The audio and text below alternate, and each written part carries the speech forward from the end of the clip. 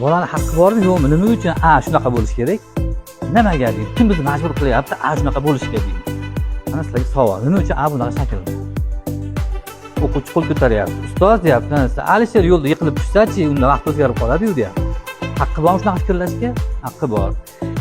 Nima uchun A'ligini bilmaydi, B nima uchun B'ligini bilmaydi.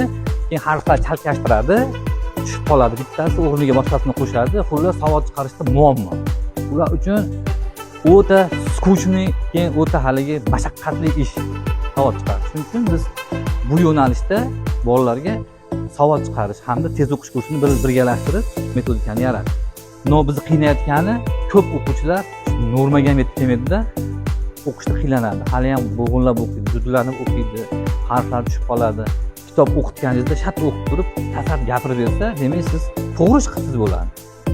Mana shu yo'nalishda ham xatolar borligi uchun biz tez o'qish kursini joriy qildik-da.